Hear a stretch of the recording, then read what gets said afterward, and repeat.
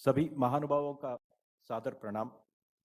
आज हम सब 500 से अधिक स्थानों पर एक महत्वपूर्ण विषय पर चर्चा करने, एक राष्ट्रीय प्रयास को प्रारंभ करने और माननीय प्रधानमंत्री जी का मार्गदर्शन प्राप्त करने के लिए एकत्रित हुए हैं। राष्ट्रीय प्रयास यह है कि भारत की अर्थव्यवस्था को मजबूत करने के लिए हमारे देश के निर्यात को कैसे बढ़ाया जाए।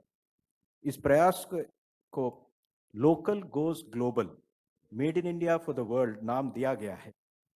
मैं इस वार्तालाप में माननीय प्रधानमंत्री जी का, माननीय वाणिज्य मंत्री का, माननीय विदेश मंत्री का और वीसी के माध्यम से उपस्थित 10 कैबिनेट मंत्रियों का तथा वाणिज्य तथा विदेश मंत्रालय के राज्य मंत्रियों का स्वागत एवं अभिनंदन करता हूं। मैं इस वार्तालाप में उपस्थित 141 राजदूतों का और उनके दूतावासों के अधिकारियों का, 36 राज्य तथा केंद्र शासित प्रदेशों के अधिकारियों का स्वागत करता हूं। मैं इस वार्तालाप में उपस्थित सभी एक्सपोर्ट प्रमोशन काउंसिल्स एवं चेंबर्स ऑफ कॉमर्स के सदस्यों का तथा एसईजेड्स और अन्य समुदाय के एक्सपोर्टर्स बंधुओं का भी स्वागत करता हूं। मैं सभी विभागों के अधिकारियों का भी स्वागत करता हूं। आज इस कार्यक्रम में लगभग 500 स्थानों से अधिकारी तथा एक्सपोर्टर्स वीसी के माध्यम से 15,000 से अधिक संख्या में जुड़े हुए हैं।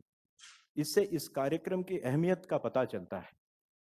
वर्तमान में कोविड महामारी से प्रभावित विश्व की अर्थव्यवस्था तेजी से उभर कर बाहर आ रहा है। इसी के साथ साथ भारत की अर्थव्यवस्था भी तेजी से पुरानी गति को पकड़ रही है। इन परिस्थितियों में यदि भारत अपने निर्यात को बढ़ावा देता है तो हमारी अर्थव्यवस्था का विकास और भी अधिक गति से हो सकेगा। इसी को दृष्टि में रखते हुए वाणिज्य विभाग ने सभी संबंधित वर्गों से बातचीत करके इस वर्ष $400 बिलियन का निर्यात का लक्ष्य रखा है। हमें विश्वास है कि यदि हम सब मिलकर काम करेंगे तो हम इस लक्ष्य को प्राप्त कर सकेंगे। इसीलिए आज की बैठक में निर्यात से संबंधित सभी शासकीय अमलों का तथा निर्यात की प्रमुख संस्थाओं तथा निर्यातकों को आमंत्रित किया गया है। आज हमें इस बैठक में माननीय प्रधानमंत्री के विचारों से मार्गदर्शन प्राप्त होगा, जिससे सभी का उत्साह तथा मनोबल बढ़ सकेगा। मुझे विश्वास है कि आज के इस वार्तालाप के बाद हम कठिन से कठिन लक्ष्य प्राप्त कर सकेंगे और देश की अर्थव्यवस्था को बढ़ाने में मदद कर सकेंगे। इन्हीं शब्दों के साथ मैं एक बार फिर सबका हार्दिक स्वागत करता हूं और मैं डायरेक्टर जनरल फॉरेन ट्रेड को आमंत्रित करता हूं कि वे आए एक छोटी सी प्रस्तुतिकरण दें।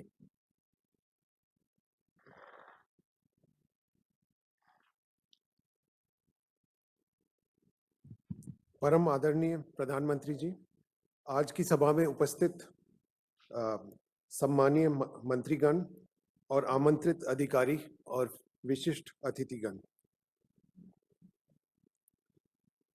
हमने देखा कि देश के निर्यात के लिए एक बहुत ही सुनहरा अवसर है। जब हमने देखा कि वर्ल्ड इकोनॉमी में क्या पिछले साल था और इस साल क्या चल रहा है, और लगभग सभी बड़े विकसित देशों में ग्रोथ है और भारत के लिए भी 9.5% का ग्रोथ प्रोजेक्टेड है। इसी के देखते हुए हमने देखा कि हमारे लिए क्या अपॉर्चुनिटी हो सकती है, हम किस तरीके से ग्लोबल चेन में मिल सकते हैं, हमारे एक्सपोर्ट्स और जीडीपी को बढ़ावा दे सकते हैं और के साथ जॉब्स को क्रिएट कर सकते हैं। जब हमने इसका पूरा एनालिसिस किया तो ये पाया कि ये टारगेट जो 400 बिलियन का है, ये अचीवेबल है, प्रैक्टिकल है और सबसे मिलके और सारे स्टेक होल्डर से मिलके इसको हमने बनाया। हम जब भारत का देखते हैं तो ये देखते हैं कि भारत जीडीपी का एक्सपोर्ट ऑफ जीडीपी परसेंटेज 10.2% है, जबकि विकसित देश उससे ऊपर है। और हमारा लक्ष्य यही रहेगा कि आने वाले समय में हम हमारा जो एक्सपोर्ट का जीडीपी कंट्रीब्यूशन है वो बढ़े और विकसित देशों की तरफ बढ़े।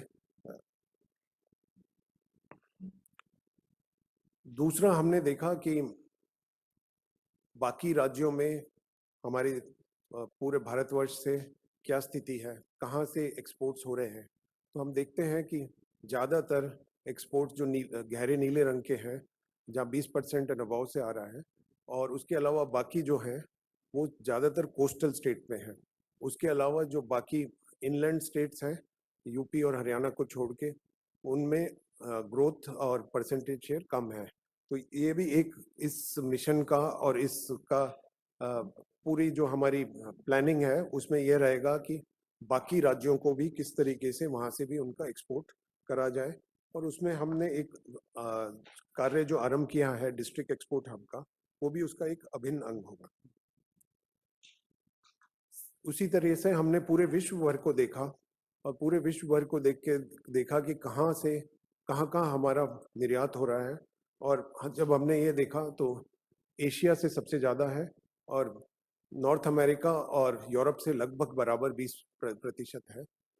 और यूरोप और CIS countries, Latin American countries और अफ्रीका में कम है।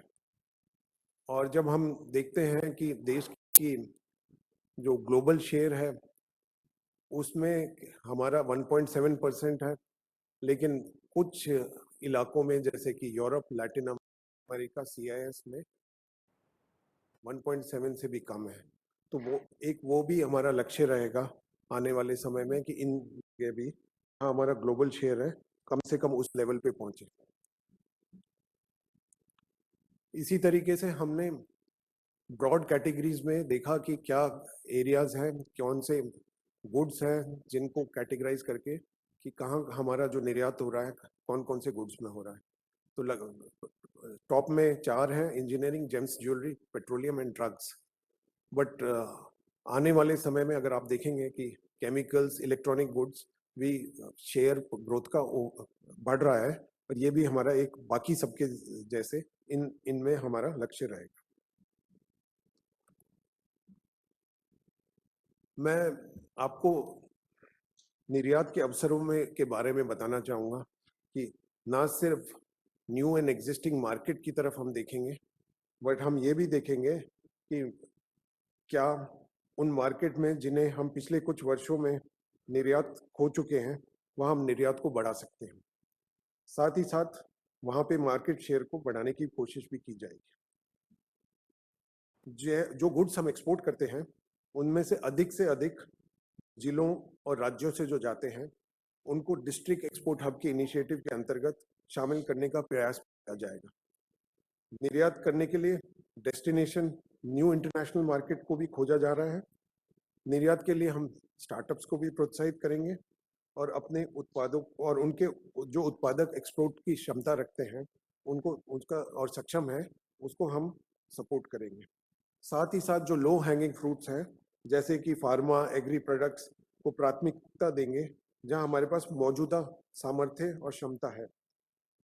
इन सब प्रयासों से हमारा यही लक्ष्य रहेगा कि भारत को निर्यात हेतु विश्व का एक अग्रगण्य राष्ट्र बनाए। जब हम पिछले 8 वर्षों का निर्यात देखते हैं, एक्सपोर्ट्स देखते हैं, तो गत वर्ष 291 बिलियन US डॉलर का था और अब हम एक ऊंची छलांग लगा के 400 के लक्ष्य पे जा रहे हैं, जो अगर गत वर्ष से देखें तो 37% ज़्यादा है। और ये हमारा जो पहले 4 महीनों का अनुभव है कि इसमें हमारे लक्ष्य की तरफ हमारा निशाना ठीक है। हमने पूरे विश्व को अलग अलग रीजन्स में बांट के और वहाँ देखा कि इस लक्ष्य के लिए कैसे टारगेट सेट करा जाए। और जब हमने ये टारगेट किया तो कुछ एरियाज में 20% और हाईएस्ट 56% तक हमको जो गत वर्ष है उसके मुकाबले बढ़ाना पड़ेगा, तब जाके हम इस लक्ष्य पे होंगे। इसके लिए जैसा कि बताया, सभी सम्मिलित मिशंस, सभी एक्सपोर्टर्स, सभी एक्सपोर्ट प्रमोशन काउंसिल, सभी का और सरकारी विभागों का इसमें एक महत्वपूर्ण योगदान रहेगा। साथ ही साथ ये जस्ट एक एग्जाम्पल की तरह है कि बाकी गुड्स जो हैं उनमें हर गुड्स में कहाँ पे क्या टारगेट किया एक देश में, इसी तरीके का हमने 200 देशों का टारगेट करा है गुड्स का, कि वहां पे कितना ग्रोथ होगा और किस तरीके से हमको आगे करना है। हमने ये देखा कि जैसा पहले देखा कि एक्सपोर्टर्स जो है, एक्सपोर्टर इकोसिस्टम में अलग अलग लोगों का योगदान है, और यहाँ पे जो आज की सभा में उपस्थित है सभी लोग उपस्थित हैं, और उनका अलग अलग तरीके से एक महत्वपूर्ण रोल है इस लक्ष्य को प्राप्त करने के लिए। चाहे वो राज्य और डिस्ट्रिक्ट्स हों, अपनी पॉलिसी से एक्सपोर्ट हब करा के इंफ्रास्ट्रक्चर को सपोर्ट देके, चाहे हमारे विदेशों में हमारे मिशंस हैं, किस तरीके से नई मार्केट एक्सेस, नए इश्यूज जो है, पेचीदा मुद्दे, और जहाँ पे हमारा कुछ कारणवश हमारा निर्यात नहीं हो रहा, उसको रिजॉल्व कराने का, मॉनिटर करने का, और इसी तरीके से ईपीसीज, डिफरेंट चैम्बर्स ऑफ कॉमर्स, किस तरीके से बायर सेलर मीट ऑर्गेनाइज करा के, किस तरीके से फेयर्स ऑर्गेनाइज करा के, और लियाजन एक्टिविटी और मार्केट इंटेलिजेंस के लिए आगे हमको योगदान देंगे। SEZs का एक बहुत बड़ा योगदान रहेगा इसमें, एक्सपोर्ट का उनका फोकस रहता है, उसमें सिंप्लीफिकेशन ऑफ प्रोसेस करके करा जाएगा।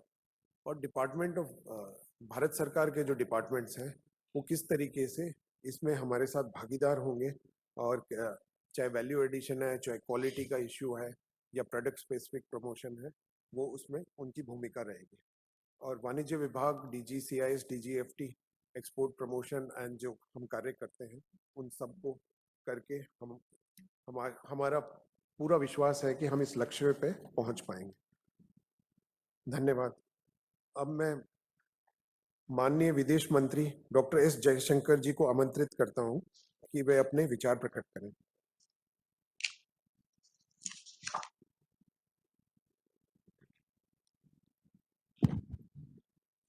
Respected Prime Minister, CIM Piyush Goyal ji, all participants.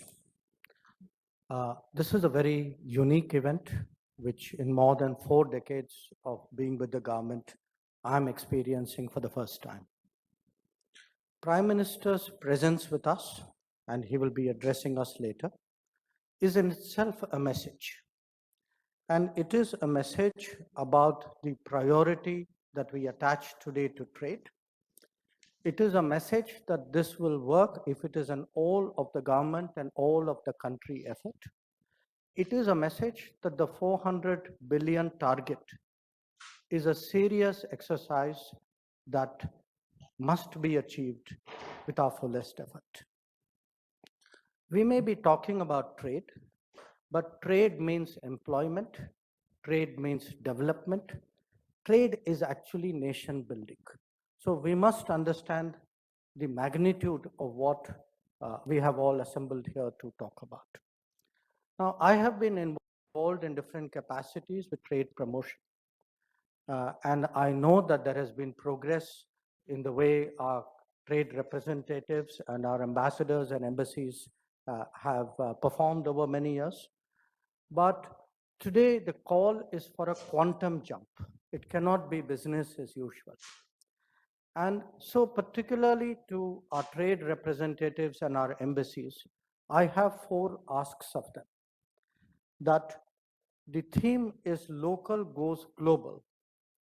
But our trade representatives, embassies, and ambassadors must be globally local, meaning they must, from their country of residence, understand the market, its demands, interpret it for our producers, advise them on the do's and don'ts, what are the standards, what are the barriers. So this is the first ask on which they must come up to a higher level of performance. Secondly, because it is foreign trade, there is a lot of language and culture involved. We today post our trade representatives and ambassadors more for their language skills than we did before, but they should use local staff, the local employees of that country, and they should use PIO networking more extensively so that they understand the local markets and give the right advice. Third, whatever we are doing, they must look at it from the perspective of trade. So even if we are today extending credits and grants, we must see how does that help us with market entry into different markets. If we are doing training, how do we train people in other countries who will take trade decisions pertaining to India? If we are doing projects, how do we increase our project exports? And the fourth ask, of course, is that they should continuously identify practical problems, problems of shipping, problems of connectivity, and problems sometimes even of politics, and bring this to our attention. We are gathered here at a time when the global environment is very favorable to our interests. Because of COVID, we are looking at shorter, more reliable, more resilient supply chains. During this period, countries in the Gulf have appreciated how we have helped them with food supplies. Other countries have noted how we have stepped forward in the pharma sector. The difference today of having an Apple or a Samsung produced in India is being recognized by the world. And there have also been domestic changes. PLI is a transformational initiative. The agriculture reforms, the labor reforms, the education reforms, the ease of doing business, all of this makes a difference. And definitely linked with trade is how we expand investment, because buyback from investments is a very important part of trade. So as we proceed with trade, it is also important to enhance the country brand. Particularly to our ambassadors abroad, I would ask them how they use non-trade factors, political factors, strategic factors to push our trade interests. How do they take personal initiative in dealing with non-tariff barriers? And how do they solve problems, promote trade, motivate our export community? And they can only do that by getting out there. We are very convinced that by the end of this decade, India would be among the top 3 economies of the world. Hopefully, we will, in the period beyond that, become a leading power. But the first step to do that is to achieve the 400 billion target. So once again, I thank you for the opportunity, and I'm sure we'll have a very productive discussion.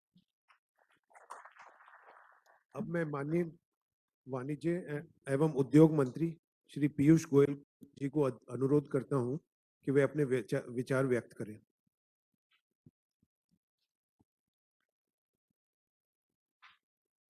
माननीय प्रधानमंत्री श्री नरेंद्र मोदी जी, उपस्थित केंद्रीय मंत्री,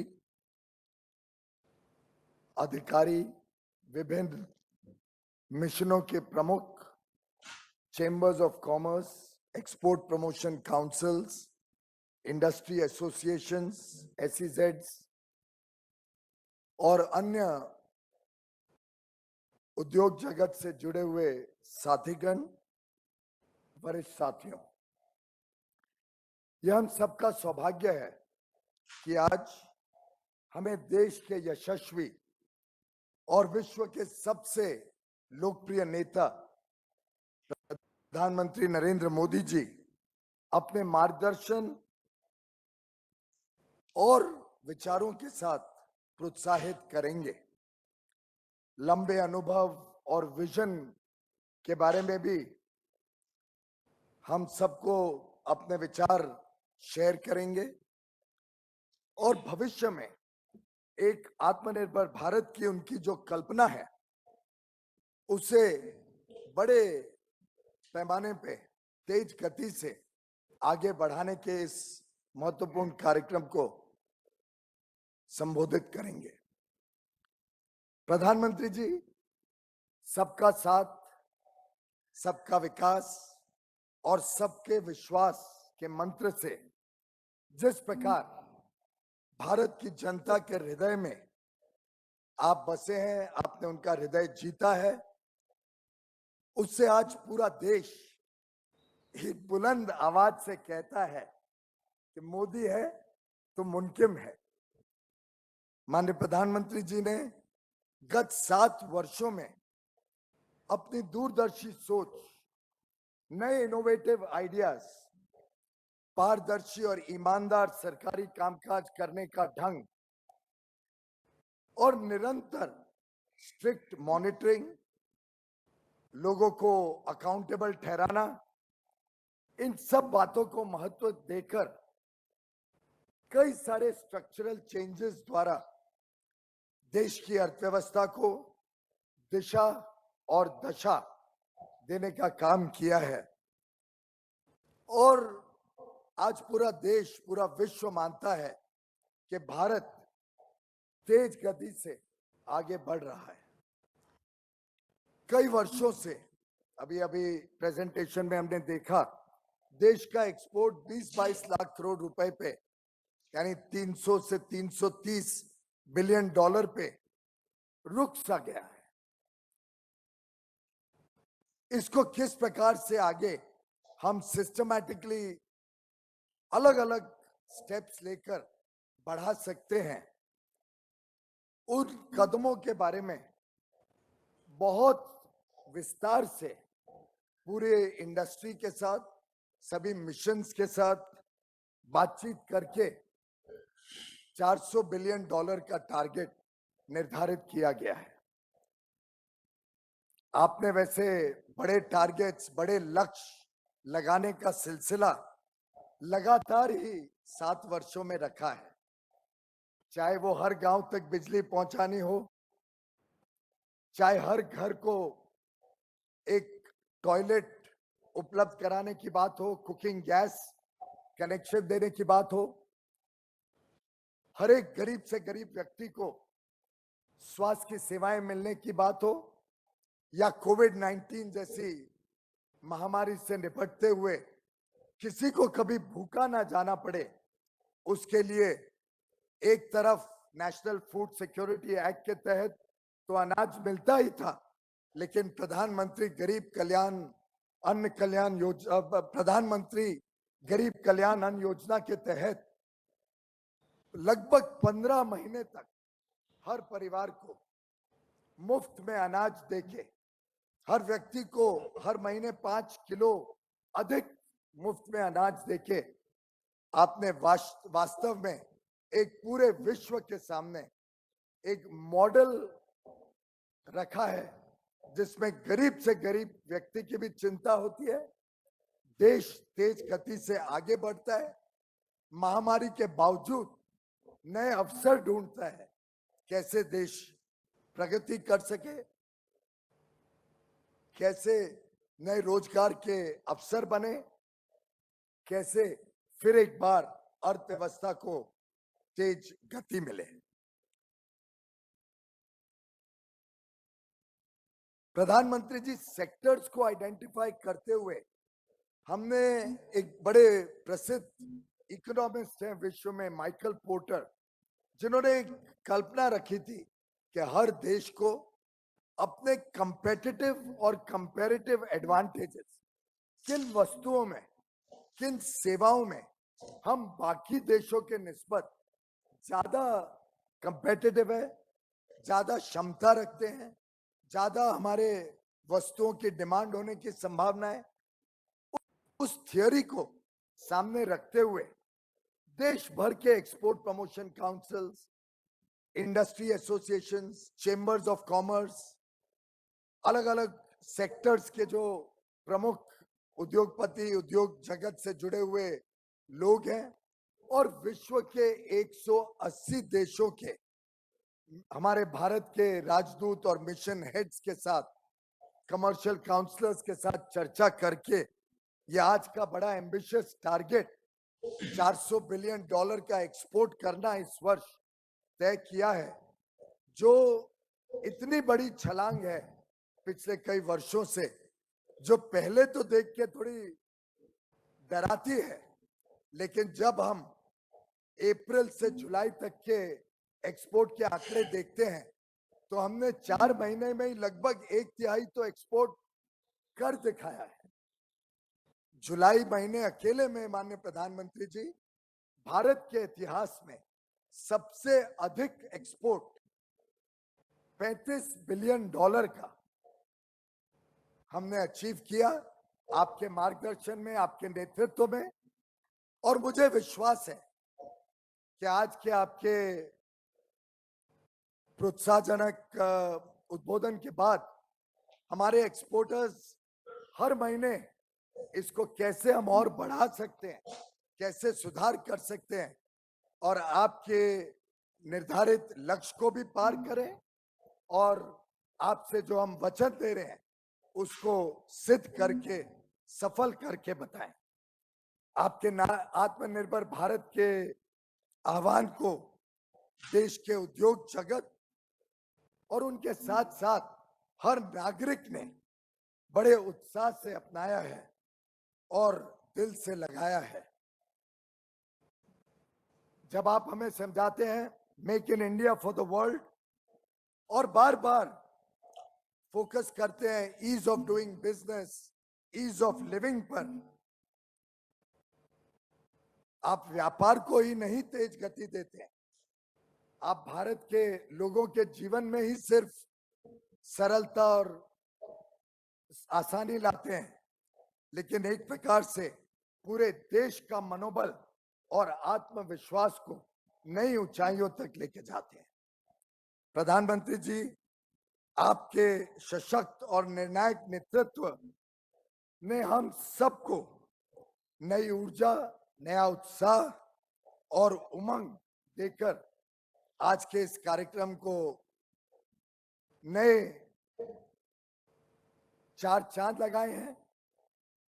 आपका जो निर्णायक नेतृत्व हमने लगातार इन वर्षों में देखा है, उसने भारत को एक प्रिफर्ड इन्वेस्टमेंट डेस्टिनेशन बनाया है। आज 611 बिलियन डॉलर के फॉरेन एक्सचेंज रिजर्व्स एक प्रकार से इतिहास रचते हैं और भारत को बड़ा कॉन्फिडेंस देते हैं कि हम आगे चल के कैसे विश्व में compete कर सकें, विश्व के साथ व्यापार कर सकें। और वास्तव में आज जो लोकसभा में पारित हुआ है आपका निर्णय कि जो 2012-13 में जो एक रिट्रोस्पेक्टिव टैक्स इंट्रोड्यूस किया गया था कि पुरानी ट्रांजैक्शंस जो हुई थी भारत में निवेश की, उसके ऊपर भी जो एक टैक्स थोप दिया गया था पिछली सरकार द्वारा, उसको आज आपने खत्म करके एक पूरे विश्व में भारत की विश्वसनीयता बढ़ाई है, भारत के ऊपर कॉन्फिडेंस बढ़ाने का काम किया है। प्रधानमंत्री जी, जब मैं फ्री ट्रेड एग्रीमेंट्स या इकोनॉमिक पार्टनरशिप के लिए अलग अलग देशों के साथ बातचीत करता हूं, तो सभी देशों में जो उत्साह देखने को मिलता है, आपके नेतृत्व पे उनको विश्वास है, भारत की बड़ी बाजार में उनको संभावनाएं दिखती हैं, लेकिन साथ ही साथ वो भारत के हाई क्वालिटी प्रोडक्ट्स और सर्विसेज को अपने देश में लाना चाहते हैं। वो चाहते हैं कि भारत के साथ और ज्यादा व्यापार करें और इसके लिए मैं भारत के सभी एक्सपोर्टर्स को, मर्चेंडाइज, गुड्स और सर्विसेज के एक्सपोर्टर्स को तहे दिल से धन्यवाद देना चाहता हूं। हमारे युवा युवती उद्योजक जो एंटरप्रेन्योर्स, स्टार्टअप्स चला रहे हैं, उनके माध्यम से इनोवेशन करके देश का नाम पूरे विश्व में आज रोशन हो रहा है।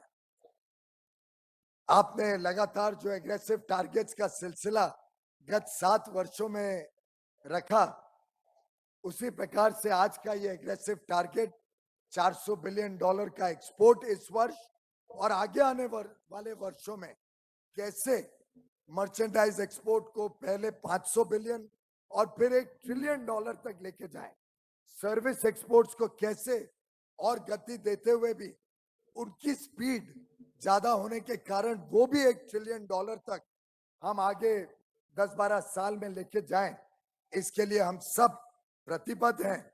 और मैं आपको विश्वास दिलाता हूं कि आज के इस कार्यक्रम में local goes global, make in India for the world के माध्यम से भारत के फॉरेन ट्रेड को एक ऐतिहासिक पुश मिलेगा, एक बहुत बड़ा हम सबका मनोबल बढ़ेगा और आपके संबोधन के बाद मुझे विश्वास है कि हम सब इस टारगेट में पूरी तरीके से जुट जाएंगे, सफल बनाएंगे और आपने जो कॉन्फिडेंस भारत के एक्सपोर्टर्स पे रखा है उसको पूरा करके आपके समक्ष अगले वर्ष का टारगेट और मेहनत करके और अच्छी तरीके से और बड़ा टारगेट लेके आपके पास आएंगे। बहुत बहुत धन्यवाद। अब मैं हाई कमिश्नर बांग्लादेश श्री विक्रम दोराईस्वामी से अनुरोध करता हूं कि वे अपने विचार व्यक्त करें।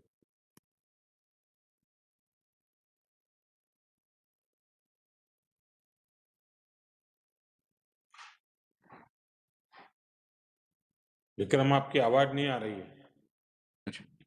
मैं जोर से बोलता हूं sir. I thank Commerce Ministry for this initiative to synergize our efforts to raise exports to $400 billion. Sector-specific targets are helpful, especially when combined with a review mechanism to refine targets and add new sectors for flexibility in responding to market dynamics. In our neighborhood, mutually beneficial trade and economic integration is a central part of our neighborhood first policy. Success here will create interdependence, making partnerships irreversible. This is our approach with Bangladesh, our largest regional trade partner, and others in South Asia. I would like to make 3 points in this regard. First, economic growth is creating a middle class in our region. Demand for more goods, and better services is rising. With it, our neighbors' trade restrictions will reduce. For instance, as Bangladesh graduates from LDC status, it must reduce trade barriers. We should link our neighbors' growth to ours through more trade, more investment, and JV partnerships to create regional value chains of production. This will secure our market share for the long term. Some sectors that deserve policy level consideration in this regard include construction, energy products. For instance, Bangladesh's goal of 8% growth needs cheap power, gas, and oil, which it lacks. Tourism, especially medical tourism, the largest number of our visitors come from our neighborhood. Bangladesh alone sends 54% of our medical tourists. Components for machinery, light engineering industry, including for automobiles. Agricultural exports and processed food. Organic cotton and yarn. Fast-moving consumer goods. Digital services. Our neighborhood is going digital. Fintech, data storage, and even help in building technology stacks will help us. We in the missions will help build businesses and find these new and vital opportunities. Second point, sir. For self-sustaining trade growth in the neighborhood, improved connectivity is vital. We must link our neighbors to the world more effectively and through India. Neighbors should rely on us for cost-effective and seamless logistics for uninterrupted cargo transport and for energy supplies, power, oil, gas, etc. And digital connectivity could follow.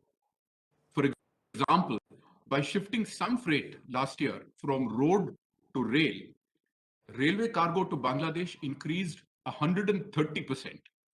That took our exports up by 12% despite the pandemic. Maintaining our supply chain to Nepal helped our exports grow 32% last year. Better connectivity will also help trade with Myanmar and Bhutan. In short, better logistics, sub-regional connectivity, and trade facilitation will drive exports. We in the missions will help continuously identify and proactively address these issues. Third point, we must be reliable partners for our neighbors. We must guarantee supplies of their basic needs, especially food and energy. We are already the main suppliers of food and energy products for Bhutan and the Maldives. We could build trust by exempting other neighbors from abrupt export and import bans. We could incentivize neighbors to trade and invest in India, including through an accommodative approach to their issues. For instance, we could find innovative payment solutions for trade, for instance, for Sri Lanka, given their foreign currency holdings crisis. So building trust increases interdependence and will expedite discussions even on free trade agreements as we look to conclude one with Bangladesh. We will work unitedly to build trust in brand India. In conclusion, sir, we look forward to contributing to Target 400 through first, dynamic targeting, second, improved logistics and trade facilitation, third, making India the most trusted trade partner for the region. Thank you very much, sir, for this opportunity. Namaskar. अब मैं ambassador Brazil Shri Suresh Reddy से अनुरोध करता हूं कि वे अपने विचार व्यक्त करें। Namaskar. I'd like to thank you, sir, for giving us this opportunity today, for sharing our views on how we could the Latin American region. Sir, Latin America has today become an important market for exports in spite of the distance, in spite of the challenge of shipping. Our exports of chemicals have grown by 40%, pharmaceuticals by 83%, and our automotive exports have reached more than $1.4 billion. So the support extended by India and by you personally in providing medicines and vaccines have really helped to increase India's profile and also showcase India's industry in this region.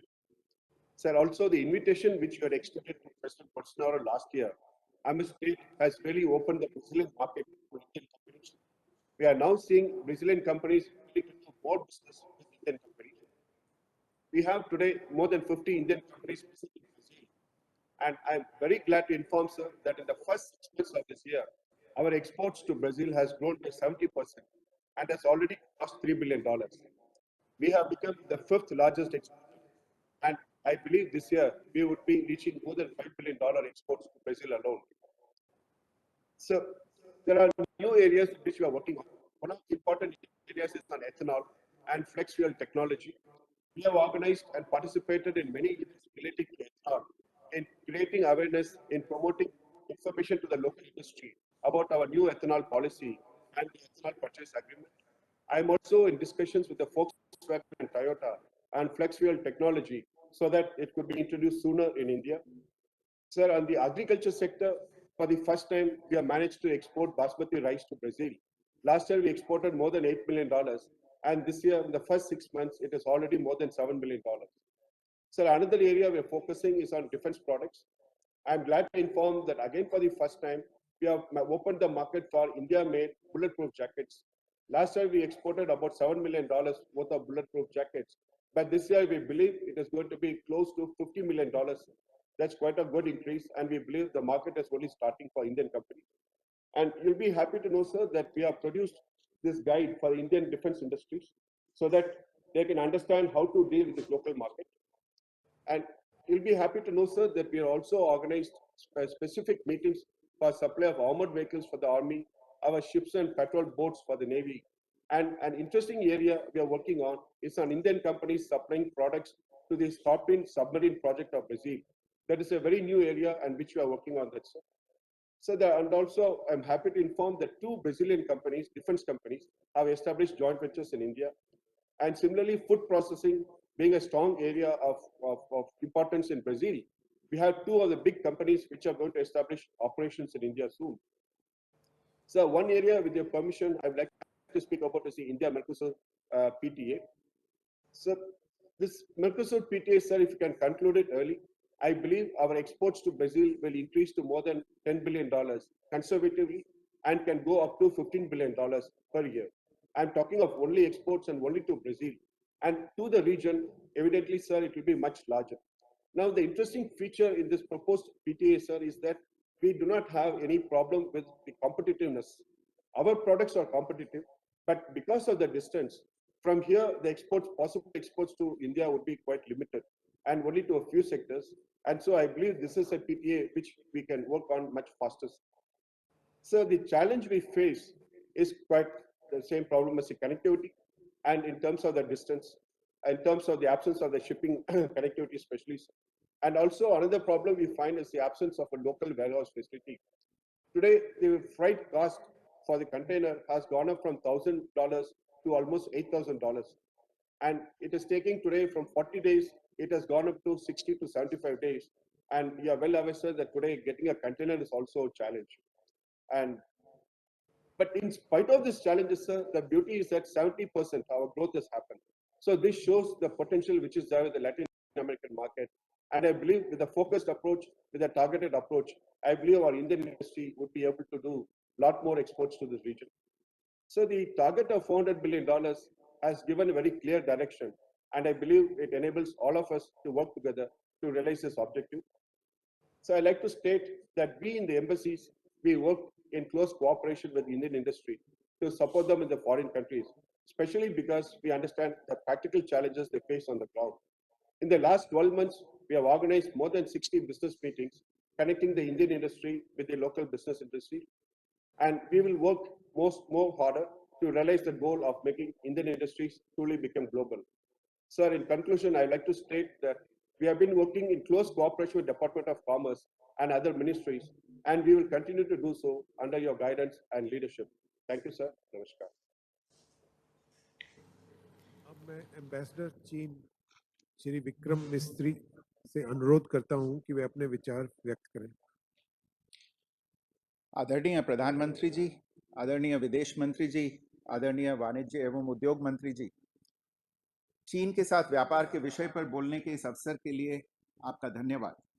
चालू वित्तीय वर्ष में 400 अरब dollar के निर्यात लक्ष्य target 400 billion को प्राप्त करने की भारत सरकार द्वारा तैयार की गई विस्तृत रणनीति को मैं भारतीय राजदूतावास बीजिंग की ओर से पूर्ण समर्थन देना चाहता हूं। सर, मुझे ये बताते हुए खुशी हो रही है कि जहां तक चीन का सवाल है, हमारे निर्यात ने 2021 की पहली चौमाही के समाप्त होने तक निर्धारित लक्ष्य का 121% हिस्सा हासिल कर लिया है। मुझे पूरा विश्वास है कि हम चीन के लिए निर्धारित सभी लक्ष्यों को प्राप्त कर लेंगे और कई वस्तुओं के लक्ष्यों को पार भी कर लेंगे। लेकिन यह भी आवश्यक है सर कि मैं कुछ प्रमुख बिंदुओं पर आपका ध्यान आकर्षित करूं जो चीन के साथ भारतीय निर्यात को प्रभावित कर सकते हैं। पहला, वित्त वर्ष 2020 की दूसरी छमाही और वित्त वर्ष 2021 की पहली तिमाही में चीन की तरफ हमारा स्टील का निर्यात बहुत महत्वपूर्ण रहा है, लेकिन भविष्य में चीनी सरकार अपने इंफ्रास्ट्रक्चर कंस्ट्रक्शन को निरंतर प्रोत्साहन देती है या नहीं, इससे काफी फर्क पड़ सकता है। दूसरा, कोविड महामारी की स्थिति सप्लाई और डिमांड दोनों पर नकारात्मक प्रभाव डाल सकती है। चीन की जो जीरो टॉलरेंस नीति है, जिसके परिणाम स्वरूप इस देश में बार बार लॉकडाउन होता है, हमारे निर्यात के लिए बाधा हो सकती है। कोविड-19 वायरस से आयात के दूषित होने के डर से चीन हमारे निर्यात पर सख्त नियंत्रण रखे हुए। हम पहले से ही यह प्रवृत्ति समुद्री उत्पादों के मामले में देख रहे हैं, जहां हमारे कई एक्सपोर्टर्स को निर्यात करने से अनिश्चित काल के लिए निलंबित कर दिया गया है और अन्य के कंटेनरों को परीक्षण के लिए जब्त कर लिया गया है। तीसरा, द्विपक्षीय संबंधों की वर्तमान स्थिति एक्सपोर्ट प्रमोशन गतिविधियों के लिए पूरी तरह से अनुकूल नहीं है। हमें बायर सेलर मीट्स और रोड शो जैसी व्यापार प्रचार गतिविधियों को रोकना पड़ा है, जो वैसे भी इस समय यात्रा पर प्रतिबंधों के कारण गंभीर रूप से सीमित है। इसके बावजूद हमने ईपीसीज के साथ वर्चुअल प्लेटफॉर्म्स के द्वारा संपर्क जारी रखा है, लेकिन यह एक ऑप्टिमम समाधान नहीं। इन सभी प्रतिबंधों के बावजूद मैं कहना चाहूंगा कि हम पिछले साल चीन के साथ अपना अब तक का सबसे बड़ा निर्यात आंकड़ा हासिल करने में सफल रहे। ये अपने आप में एक चमत्कार है। आदरणीय प्रधानमंत्री जी, चीन के साथ जो हमारे कृषि उत्पादों और फार्मा, आईटी आदि क्षेत्रों को लेकर मार्केट एक्सेस के कई मुद्दे हैं, उनसे आप अच्छी तरह वाकिफ हैं। उच्चतम स्तर पर चीनी आश्वासन के बावजूद इसमें खास प्रगति नहीं हुई है। चेन्नई शिखर सम्मेलन में आर्थिक और वाणिज्यिक संबंधों पर उच्च स्तरीय चर्चा के लिए हाई लेवल मैकेनिज्म स्थापित करने का निर्णय हुआ था, लेकिन कोविड और पिछले साल की सीमा की घटना के बाद इस पर भी प्रगति नहीं हो पाई है। आदरणीय प्रधानमंत्री जी, चीन के साथ अपने व्यापार संबंधों के बारे में मैं कुछ सुझाव देना चाहता हूं। ये एक ऐसा देश है जहां हम एक विशाल और व्यवस्थित व्यापार घाटे का सामना करते हैं। औद्योगिक नीति के माध्यम से हमें फार्मा, एपीआई, सेमीकंडक्टर्स, भारी मशीनरी और सोलर इंडस्ट्री जैसे प्रमुख क्षेत्रों की सप्लाई चेन्स पर अपना ध्यान केंद्रित करना चाहिए, जहां पर हम अभी भी चीन से आयात पर निर्भर हैं। इसी तरह स्टील, रसायन, कपास और प्लास्टिक जैसे प्रमुख उत्पादों पर भी ध्यान देने की आवश्यकता है। इस सिलसिले में मैं आपका ध्यान विदेशी निवेश नीति की ओर भी आकर्षित करना चाहूंगा। व्यापार घाटे को कम करने का एक तरीका है कंपनियों को भारत में निवेश करने और उत्पादन के लिए स्थानांतरित करने के लिए प्रोत्साहित करना।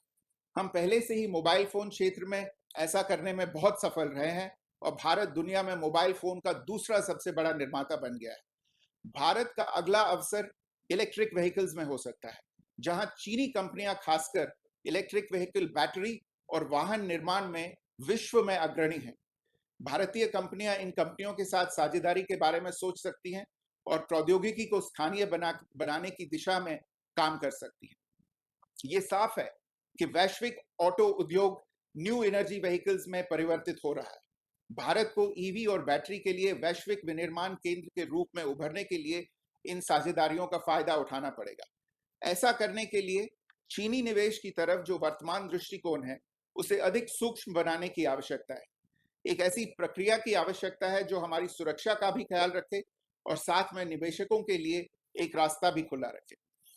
आदरणीय प्रधानमंत्री जी, अंत में 5 बिंदु जिन पर हमारे एक्सपोर्टर्स और एक्सपोर्ट प्रमोशन काउंसिल्स का ध्यान केंद्रित रहना चाहिए, उनका जिक्र करना चाहूंगा।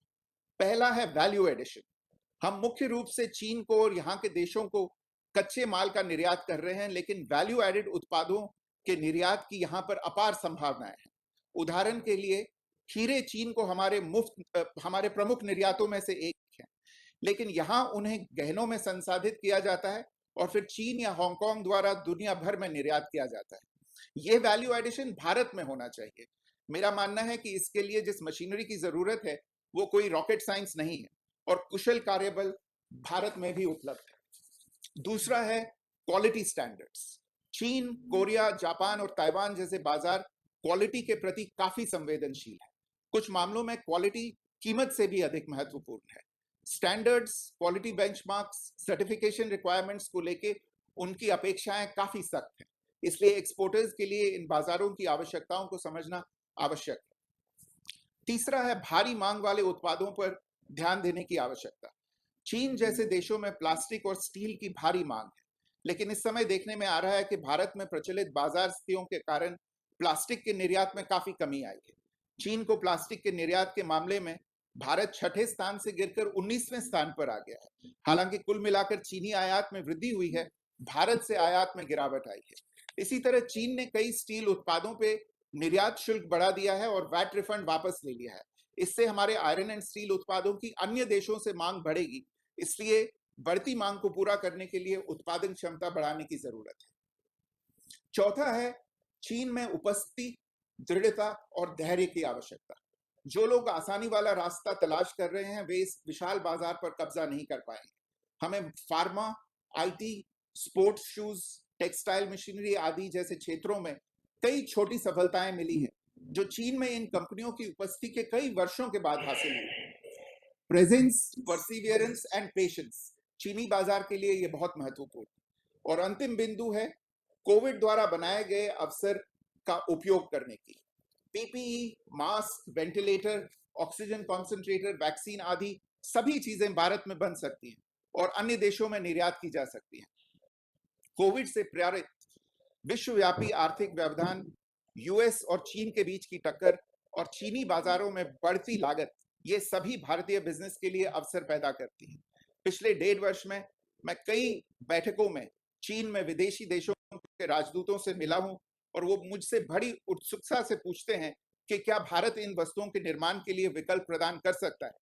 हमारे पूरे बिजनेस सेक्टर को भारत में पूरा मैन्युफैक्चरिंग इकोसिस्टम बनाने पर काम करना चाहिए। मैं एक बार फिर एक्सपोर्टर्स और ईपीसीज को आश्वस्त करना चाहता हूं कि चीन में भारतीय मिशन हर तरह से उनकी सहायता करने के लिए तैयार है। आपके मार्गदर्शन के लिए एक बार फिर बहुत बहुत धन्यवाद। आपका बहुत बहुत धन्यवाद।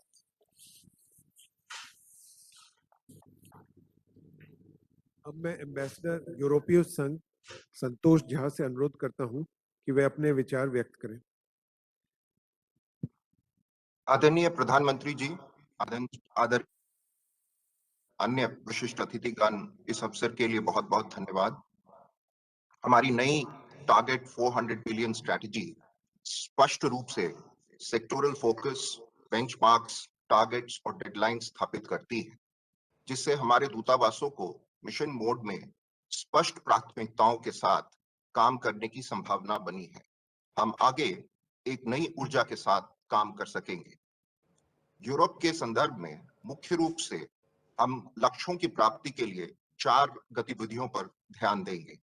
पहला, ईयू स्तर पर और विभिन्न देशों में जो इंडस्ट्री एसोसिएशंस हैं, उनसे हमारे मिशंस टारगेटेड सेक्टर्स में एक्सपोर्ट लीड्स और डिमांड्स का पता लगाएंगे। निर्यात के साथ साथ हम टेक्नोलॉजी और इन्वेस्टमेंट्स पर भी पहले की तरह बल देते रहेंगे।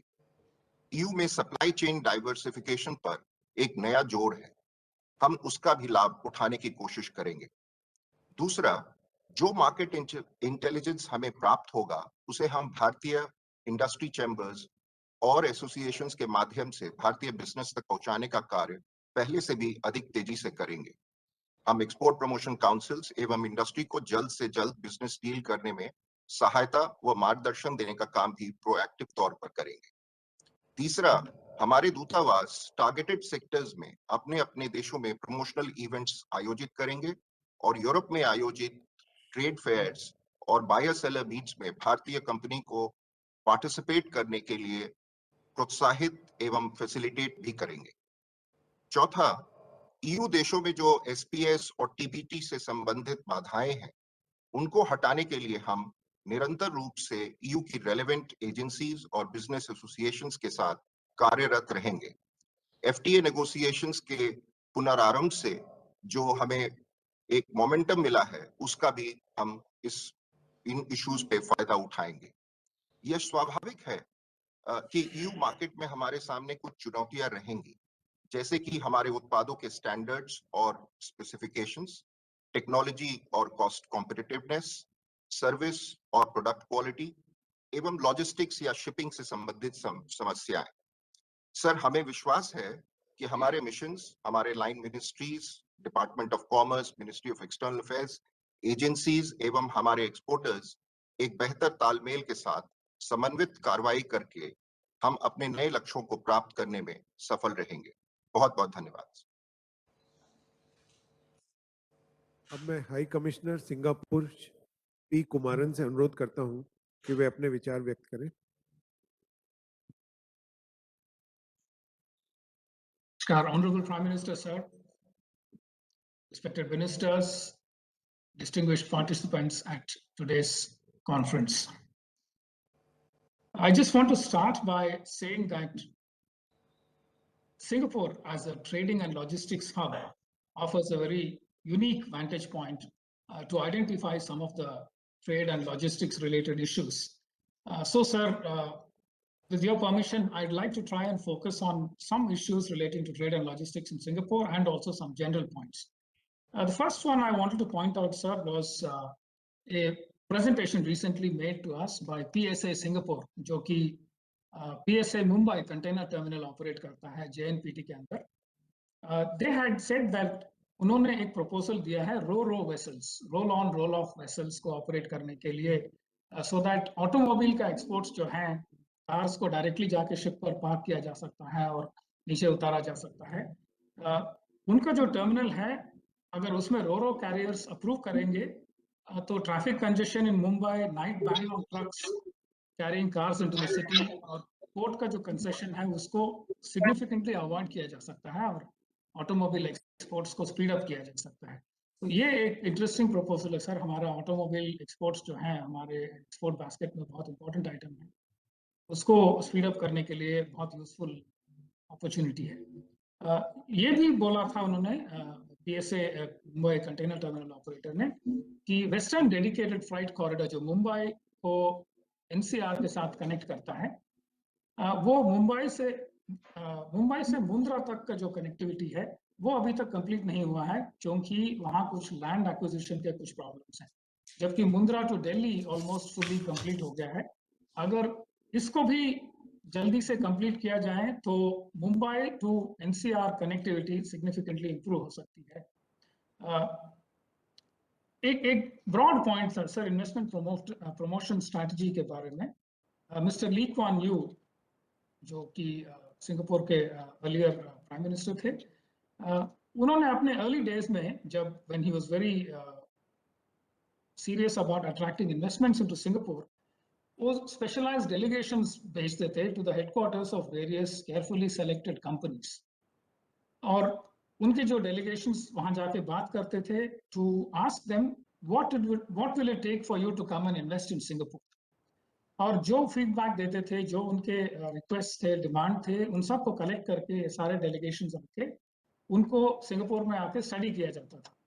And these items were studied and the decisions necessary to attract these companies to Singapore were taken, and also जो skills की जरूरत पड़ती थी सिंगापुरियन वर्कर्स को उन skills में train किया जाता था, जिससे कि as soon as the investment gets off the ground, a steady availability of skilled workers is possible. So for many years ये strategy बहुत अच्छा काम कर रहा था, और सिंगापुर eventually ऐसे situation में पहुंच गया कि उसके आगे उनको investment promotion करने की जरूरत ही नहीं पड़ी, और automatically बहुत अट्रैक्टिव इन्वेस्टमेंट डेस्टिनेशन बन गया था। ये बहुत ही इंटरेस्टिंग और सक्सेसफुल मॉडल है सिंगापुर। टूरिज्म डेवलपमेंट में एक दो आइडियाज हैं सर। सिंगापुर जैसे कि आप जानते हैं मास्टर प्लानिंग में बहुत अच्छी एक्सपर्टीज रखता है, तो उनको बहुत इंटरेस्ट है कि हमारे बुद्धिस्ट सर्किट की मास्टर प्लानिंग करने में उनको भी इन्वॉल्व किया जाए, जिससे कि बहुत अच्छी तरह से मास्टर प्लानिंग हो सके। सिमिलरली उनका Ayodhya tourism development master plan में भी पार्टिसिपेट करने में इंटरेस्ट है। अगर उनको इन्वॉल्व किया जाए तो आई थिंक हमें काफी फायदा हो सकता है। टेक्नोलॉजीज ऑफ इंटरेस्ट सर, हमारे कई ऐसे टेक्नोलॉजीज ऑफ इंटरेस्ट हैं जो बाहर देखने को मिलते हैं। फॉर एग्जांपल सिंगापुर में एक कंपनी है जो e waste recycling technology, one of the world's best technology रखती है। E waste, India is one of the largest generators of e-waste, computer, electronic waste, and also used batteries जो है lithium ion batteries and other kinds of batteries। ये company काफी competitive technology रखता है। जब भी ऐसे टेक्नोलॉजीज हमारे नजर में आते हैं, how do we proceed to procure these technologies and find ways to get them into India, partner them, operationalize them in India। ये एक मैटर है जिसके ऊपर हमें सोचना पड़ेगा, and find ways to procure technologies of interest to us. एक और आइडिया भी है sir, the more we talk to OCI PIO communities, Singapore में हो या बाकी किसी भी कंट्रीज में हो, वेस्टर्न कंट्रीज में, a lot of the current generation professionals जो हैं रिटायरमेंट के बाद वापस इंडिया में आके उनके final years of life India में आके बिताना चाहते हैं।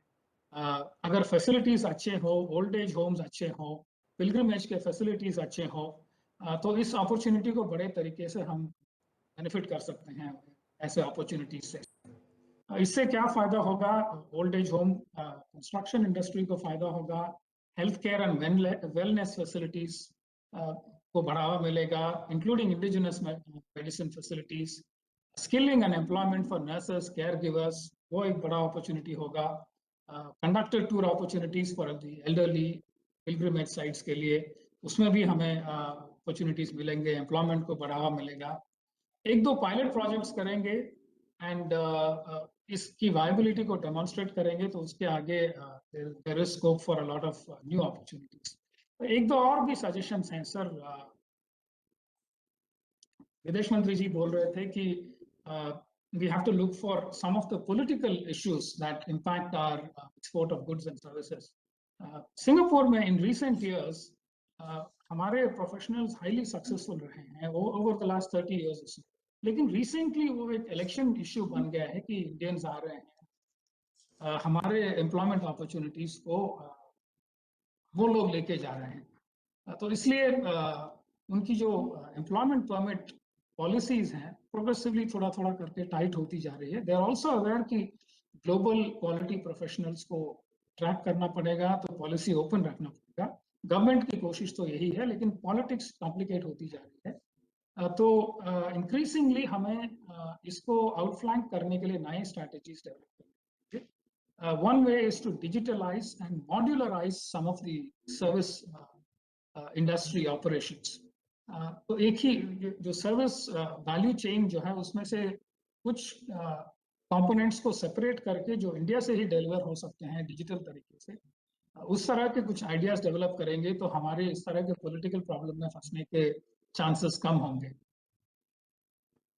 एक और भी आइडिया है सर, लार्ज इंस्टीट्यूशनल इन्वेस्टर्स जो हैं, अभी तो हम पॉलिसीज ऐसे डेवलप कर रहे हैं इस पर करंट पॉलिसी कि specially identified sovereign wealth funds और पेंशन फंड्स जो हैं, उनको हम कंसेशंस देते हैं in terms of lower withholding taxes, lower dividend distribution taxes, capital taxes. Instead of specially identifying individual sovereign wealth funds, हम क्यों ना ऐसे पॉलिसी डेवलप करें जो इंडिविजुअल फंड्स को नेम ना करें, but instead it should depend on the quantum of investments, the sectors which are of priority जिनमें investments हुए, और the durations for which these funds invest in India.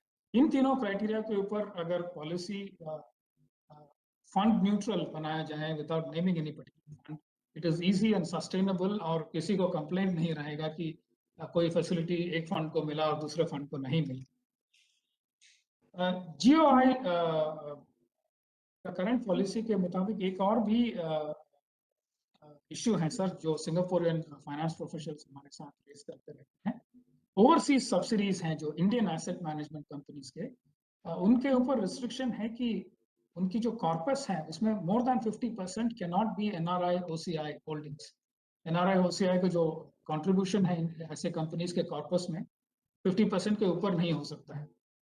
ये funds हमें बोलते हैं कि इससे क्या होता है कि NRI OCI के जो फंड्स इन्वेस्टेबल सरप्लस हैं और उनको जो नेचुरल इंटरेस्ट है इंडिया में इन्वेस्ट करने की, उसका हम फायदा उठा नहीं पाते हैं। सो ये एक बॉटलनेक की तरह हमें नजर आता है, और अगर इसके बारे में कुछ विचार किया जाए, how to review this and take advantage of NRI OCI funds, इससे भी हमें फायदा हो सकता है।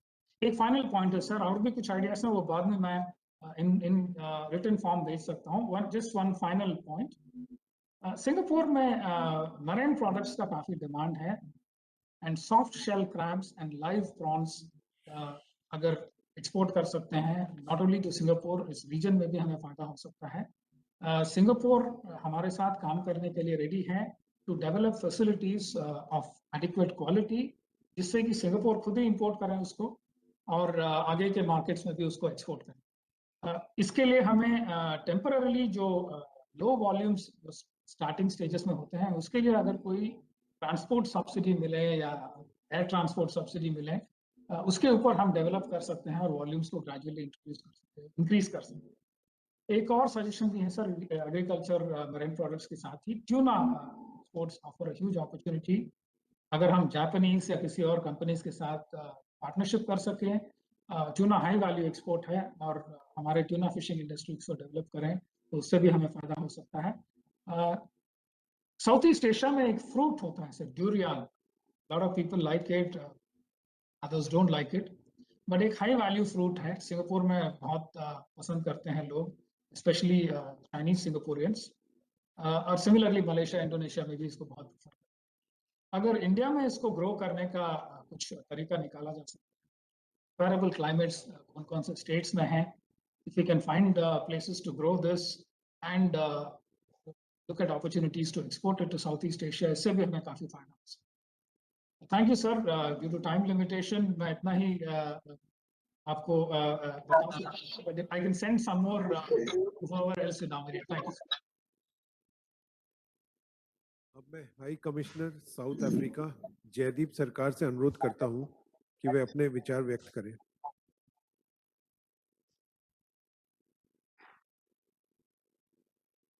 मिनिस्टर, पहले क्वार्टर में एक्सपोर्ट्स टारगेट के अनुसार चल रहा है, फिर भी हमें 2-3 सेक्टर्स पे फोकस रखना चाहिए।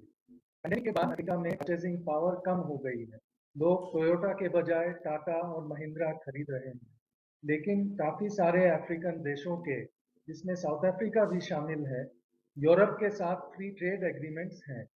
खासकर ऑटो सेक्टर में इसका प्रभाव भारी है। इसी साल मॉरिशस के साथ इकोनॉमिक पार्टनरशिप एग्रीमेंट साइन हुई है और हम उम्मीद करते हैं कि सदर्न अफ्रीकन कस्टम्स यूनियन के साथ भी नेगोशिएशंस जल्दी खत्म होंगे और अफ्रीका के दूसरे रीजन्स के साथ भी हम इस पे विचार करेंगे। अफ्रीका में इंडियन फार्मा सेक्टर की अहम भूमिका रही है। राष्ट्रीय संगठनों से अफ्रीका में जो मदद आ रही है उसका एक हिस्सा हेल्थ सेक्टर में जाएगी, क्योंकि अफ्रीका में पब्लिक हेल्थ इंफ्रास्ट्रक्चर कमजोर है। अगर इंडियन फार्माकोपिया को साउथ अफ्रीका और अन्य देशों में रिकग्निशन मिलती है तो एक्सपोर्ट्स में आसानी रहेगी। हम इस दिशा में काम कर रहे हैं। Sir, nearly 2/3 of Indian exports go to only 5 countries in Africa. We have recently opened a number of new missions in Africa, and this will help to diversify our trade.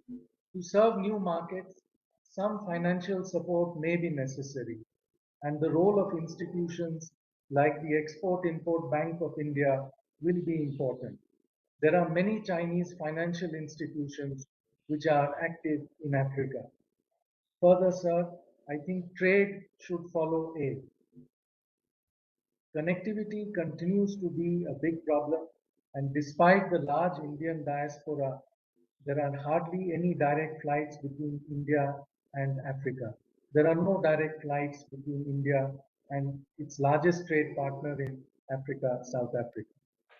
Also, recently we have started experiencing logistical problems that have emerged, particularly after the pandemic. There is a shortage of containers, and the costs of hiring containers have increased very sharply.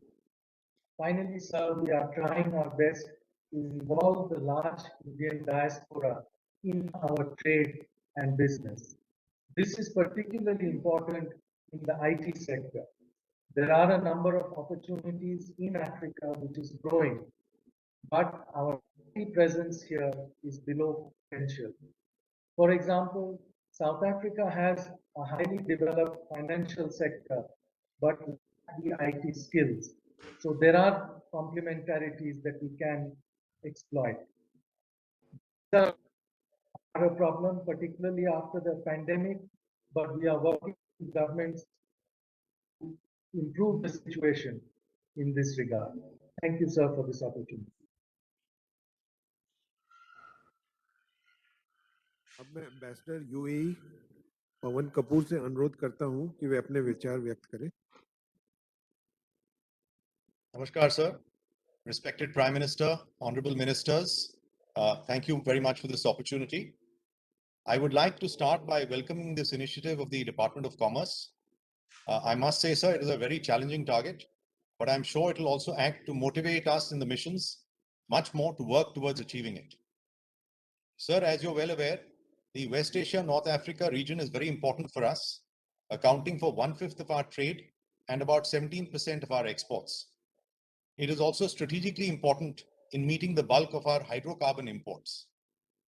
Sir, the target of $72 billion for our exports to this region will be a tall task, especially after the sharp dip in our exports to the region last year, which fell almost 28% to $38.5 billion. In addition, sir, we are facing market access issues as many countries in the region are adopting stricter standards for import of agricultural products. But here, sir, we are taking many initiatives, and I'm sure we'll be able to overcome these.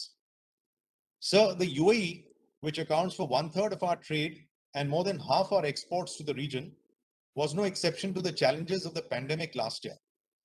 Our overall exports to UAE fell by 42%, covering important sectors like engineering goods, gems and jewelry, and petroleum products.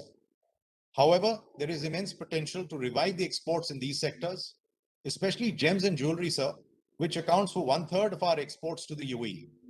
In fact, sir, this area we want to push very hard because we see that some other countries are also entering this sector.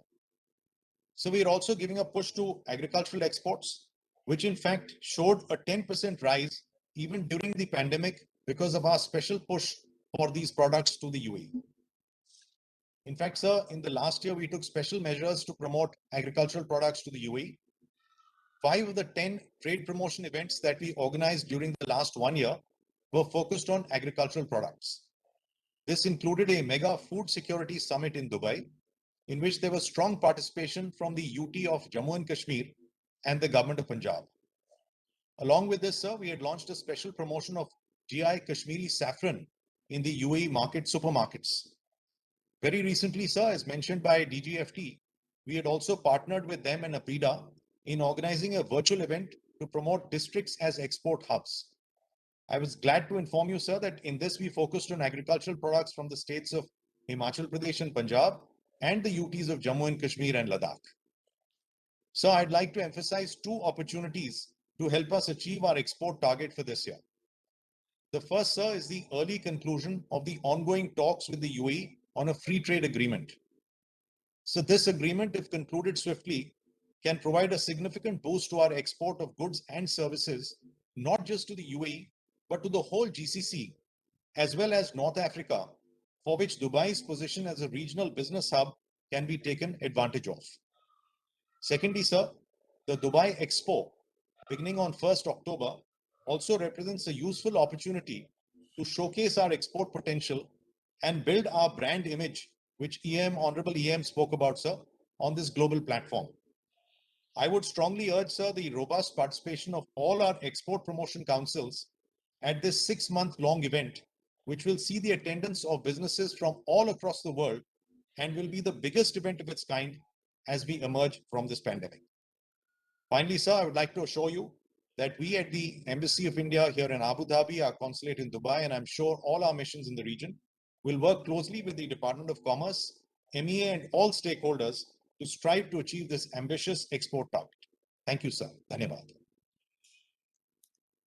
अब मैं high commissioner UK Gayatri Kumar से अनुरोध करता हूँ कि वे अपने विचार व्यक्त करें। नमस्कार, आदरणीय प्रधानमंत्री महोदय जी, आदरणीय विदेश मंत्री जी, आदरणीय वाणिज्य एवं उद्योग मंत्री जी, इस अवसर और आपके मार्गदर्शन के लिए हमारा मिशन आपके प्रति बहुत आभारी है। यूके में वर्तमान में सर अपार संभावनाएं हैं। भारत और यूके ट्रेड रिलेशंस के इतिहास में ये बहुत ही महत्वपूर्ण मोड़ पे हम हैं। ब्रेक्सिट के पश्चात सर ब्रिटेन में अब अधिक फ्लेक्सिबिलिटी और तीव्रता से व्यापार समझौते पर स्वतंत्र रूप से बातचीत करने की अब क्षमता है। इस समय एनहांस ट्रेड पार्टनरशिप के लिए हम डायलॉग में काफी आगे बढ़ चुके हैं। हमने स्पेसिफिक टाइमलाइंस लगाई हैं और हम उन टाइमलाइंस के ओर बढ़ रहे हैं। सर, ब्रिटेन व्यापार समझौते और हमारे बाजार में एक्सेस के लिए उत्सुक है और भारत के लिए उनके बाजार में पहुंच बढ़ाने के लिए भी ये उत्तम अवसर है।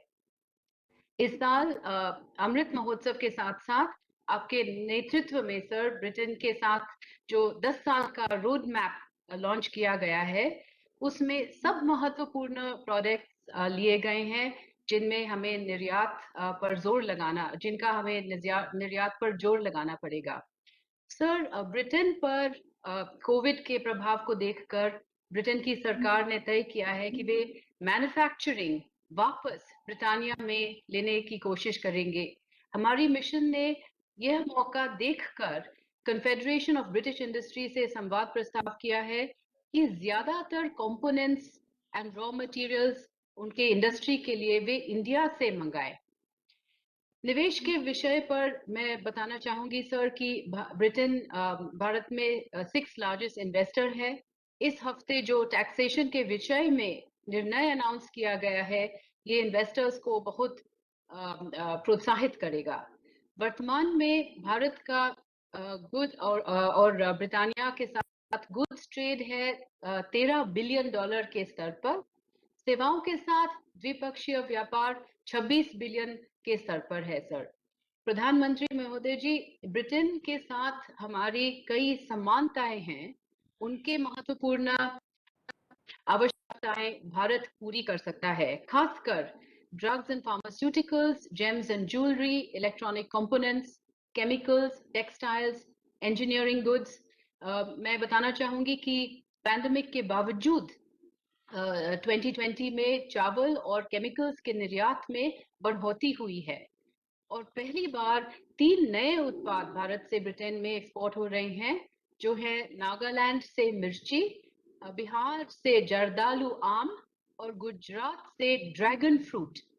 डिफेंस प्रोडक्शन में पार्टनरशिप का भी बहुत पोटेंशियल दिखाई दे रहा है। सर, 30 कमोडिटीज जो कॉमर्स मिनिस्ट्री ने आइडेंटिफाई की हैं, इन प्रोडक्ट्स पर हमारे उच्च आयोग और भी ज्यादा जोर लगाएगी।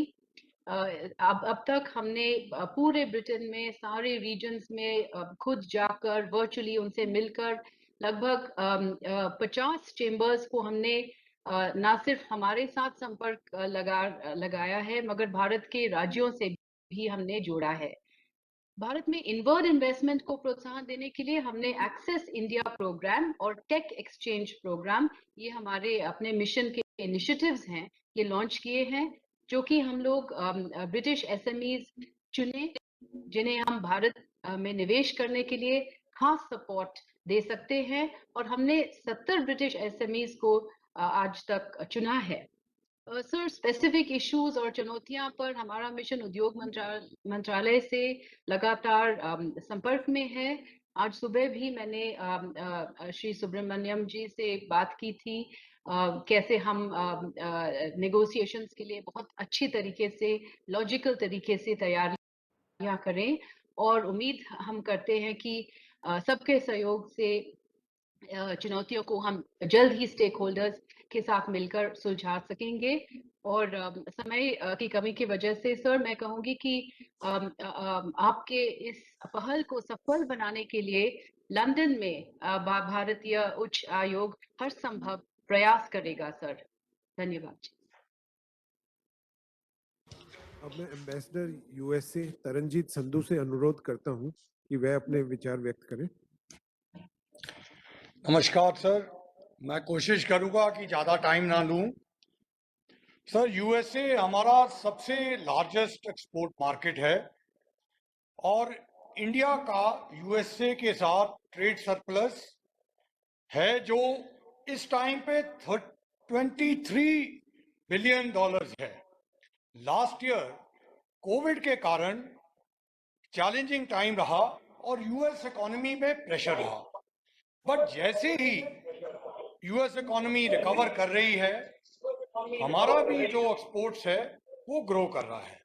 इसमें खास तौर पे फार्मा सेक्टर, इलेक्ट्रिकल और इलेक्ट्रॉनिक प्रोडक्ट्स, प्रोसेस्ड फूड्स और cereals. For example, electronic sector में सेल फोन्स की एक्सपोर्ट 500% से ग्रो करी है।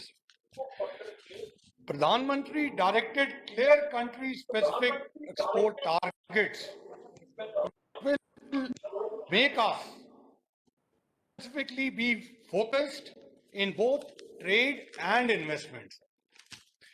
पहले 6 महीने में 2021 के एक्सपोर्ट्स ऑफ गुड्स 48% से बढ़ी है 2020 के कंपैरिजन में। ये 2019 जब प्री कोविड लेवल्स था उसको भी आउटपेस करी है। अब एक्सपोर्ट टारगेट रियलाइज करने के लिए सर 5 पॉइंट्स की मैं आपको समेशन करूंगा। पहला, लोकल गोज ग्लोबल। इसमें हम स्टेट्स एक्सपोर्ट प्रमोशन काउंसिल्स को यूएस इन्वेस्टर्स और इंपोर्टर्स के साथ कनेक्ट कर रहे हैं। ऑलरेडी गुजरात, महाराष्ट्र, पंजाब, कर्नाटक, तेलंगाना, एपी, असम और एचपी के प्रोग्राम्स हुए हैं। बाकी की स्टेट्स को भी हम कनेक्ट करने की कोशिश कर रहे हैं। दूसरा सर, मार्केट रिसर्च और स्टडी फॉर न्यू प्रोडक्ट्स। हमने एक्सपोर्ट प्रमोशन काउंसिल के साथ मिलकर मार्केट रिसर्च और स्टडी करना शुरू किया है। उसमें हम आइडेंटिफाई कर रहे हैं कि नए प्रोडक्ट्स कौन से हैं जो यूएस को एक्सपोर्ट कर सकते हैं। इसमें कई सिंपल प्रोडक्ट्स भी हैं जैसे पीपीईज, मास्क, उनकी बहुत डिमांड है। Then bridal and groom dresses, इसकी भी बहुत डिमांड है सब। तीसरा, सब big US companies like Walmart, Costco, Home Depot, इनको हम टारगेट कर रहे हैं कि इंडिया को प्रिंसिपल सोर्सिंग कंट्री बनाएं। इसमें कई बायर सेलर्स मीटिंग्स हुई हैं। वॉलमार्ट ने ऑलरेडी अनाउंस किया है कि वो अपनी हिंदुस्तान की सोर्सिंग जो है वो 10 बिलियन से इंक्रीज करेंगे in the coming years. Fourthly sir, reliable partners. Covid के शॉक के कारण यूएस सप्लाई चेन अब रिलायबिलिटी और रेजिलियंस पर बहुत फोकस दे रहा है। हिंदुस्तान ने डेमोन्स्ट्रेट किया कि भारत एक डिपेंडेबल पार्टनर है। आपके साथ जब राष्ट्रपति बाइडेन की टेलीफोन पे बात हुई, उन्होंने स्वयं आपको धन्यवाद दिया कि 2020 में भारत ने यूनाइटेड स्टेट्स की मदद करी, और ये पब्लिकली प्रेसिडेंट बाइडेन और बाकी लीडर्स ने भी कहा। और हिंदुस्तान की जो रिलायबिलिटी है उस पे यूएस कांग्रेस में भी रेजोल्यूशन पास हुआ। सर, इससे एक सब्सटैंशियल गुडविल हिंदुस्तान के लिए बनी है, and India is well positioned to use it to build sustainable trade partnership with the United States. इसका एक एग्जांपल मैं देता हूं सर आपको। India $8 billion worth generic drugs export करता है यूनाइटेड स्टेट्स को। बाइडेन एडमिनिस्ट्रेशन का focus affordable health care, affordable medicine पे है। सर, इससे इस 8 बिलियन से $80 बिलियन सेविंग्स यूएस के हेल्थ केयर कंज्यूमर्स को हुई, और ये सारे इस पीरियड में हिंदुस्तान ने कंटिन्यू किया। इससे हमारी रिलायबिलिटी बहुत स्ट्रांगली वहां हुई। लास्टली सर, जो चैलेंजेस हैं, सबसे बड़ा चैलेंज कोविड का है। अगर कोविड बढ़ता रहा और वहां पे लॉकडाउन दोबारा हुआ, उसका भी इम्पैक्ट हमारी एक्सपोर्ट्स पे होगा। इस टाइम पर नर्वसनेस हो रही है वहां से। बाकी चैलेंजेस जो हैं सर, स्पेसिफिकली वो हम कॉमर्स मिनिस्ट्री के साथ बहुत क्लोजली वर्क करते हैं, कनेक्टेड हैं।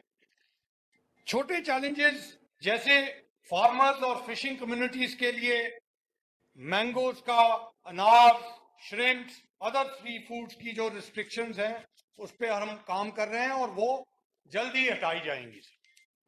इन्वेस्टमेंट्स की तरफ सर, यूएस कंपनीज बहुत अप्रिशिएट कर रही हैं कि कोविड के बावजूद प्रधानमंत्री initiated bold economic reforms, specially PLI schemes. पिछले एक साल में डिस्पाइट कोविड $25 बिलियन से ज्यादा एफडीआई कमिटमेंट्स अमेरिका से इंडिया में आई। इसमें major tech giants Google, Facebook, Microsoft, Qualcomm जैसे बाकियों ने भी लॉन्ग टर्म कमिटमेंट्स अनाउंस करी इंडिया के लिए। सर, इन्वेस्टमेंट्स में भी targeted outreach to US investors की जा रही है। प्रधानमंत्री जी स्वयं जो इंपॉर्टेंट इन्वेस्टर्स हैं उनके साथ अलग अलग आपने मीटिंग करी, जिसमें गूगल, आईबीएम, मेजर फंड्स जैसे टेक्सास, टीआरएस, डीएफसी, उनके साथ आपने मुलाकात करी और इनकरेज करा।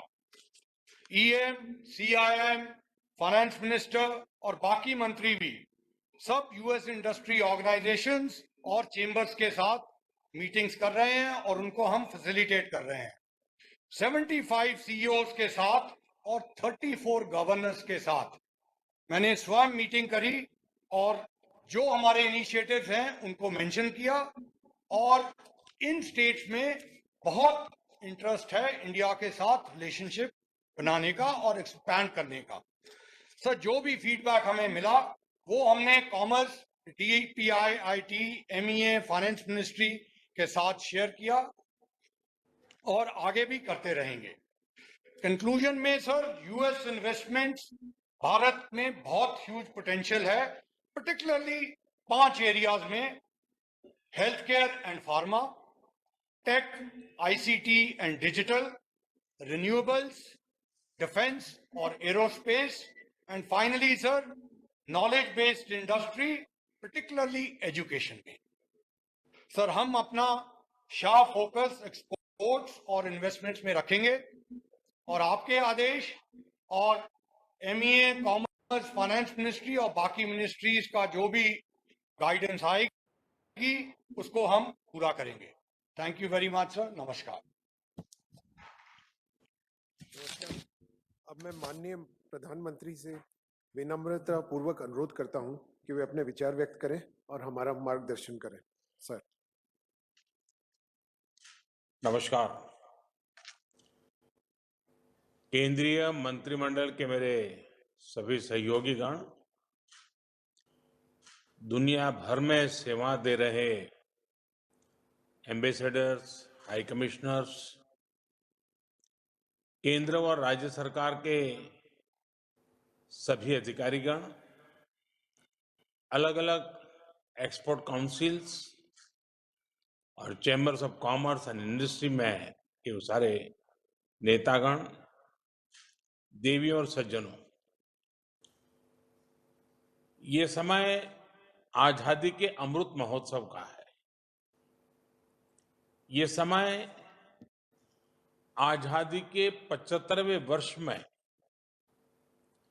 अपनी स्वतंत्रता को सेलिब्रेट करने का तो है ही, भविष्य के भारत के लिए एक क्लियर विजन और रोड मैप के निर्माण का अवसर भी है। इसमें हमारे एक्सपोर्ट के एम्बिशंस का और उसमें आप सभी साथियों का इन्वॉल्वमेंट, इनिशिएटिव, आपका रोल बहुत बड़ा है। आज जो ग्लोबल लेवल पर हो रहा है, मैं समझता हूं हम सब, और यहां जो मेरे सामने सब लोग हैं, वो इन सब चीजों से ज्यादा परिचित हैं। आज फिजिकल, टेक्नोलॉजिकल और फाइनेंशियल कनेक्टिविटी की वजह से दुनिया हर रोज और छोटी होती जा रही है। ऐसे में हमारे एक्सपोर्ट्स के एक्सपांशन के लिए दुनिया भर में नई संभावनाएं बन रही, और मैं समझता हूं कि मुझसे भी ज्यादा आप सभी इसके ज्यादा अनुभवी बहुत बड़े पारखी हैं। मैं आप सभी को आज के इस इनिशिएटिव के लिए और इस प्रकार के दोनों पक्ष की बातों को रखने का जो अवसर मिला, मैं इसके लिए बधाई देता हूं। आप सभी ने एक्सपोर्ट्स को लेकर हमारे एम्बिशियस टारगेट्स को अचीव करने के लिए जो एंथुसियाज्म, ऑप्टिमिज्म और कमिटमेंट दिखाया है, वो भी प्रशंसनीय है। फ्रेंड्स, जब ग्लोबल इकोनॉमी में हमारी हिस्सेदारी सबसे अधिक थी, और वो समय था हमारा देश का, उसका एक बड़ा कारण भारत का ताकतवर ट्रेड और एक्सपोर्ट था। हमारे दुनिया के लगभग हर हिस्से के साथ ट्रेड लिंक्स रहे हैं और ट्रेड रूट्स भी रहे हैं। आज जब हम ग्लोबल इकोनॉमी में अपनी उस पुरानी हिस्सेदारी को वापस पाने का प्रयास कर रहे हैं, तब भी हमारे एक्सपोर्ट का रोल बहुत अहम है। पोस्ट कोविड ग्लोबल वर्ल्ड में जब ग्लोबल सप्लाई चेन को लेकर आज एक व्यापक डिबेट है, तब हमें नए अवसरों का लाभ उठाने के लिए पूरी ताकत लगा देनी है। आप सभी जानते हैं कि इस वक्त हमारा एक्सपोर्ट जीडीपी का लगभग 20% है। हमारी अर्थव्यवस्था के साइज, हमारे पोटेंशियल, हमारी मैन्युफैक्चरिंग और सर्विस इंडस्ट्री के बेस को देखते हुए इसमें बहुत वृद्धि की संभावना है।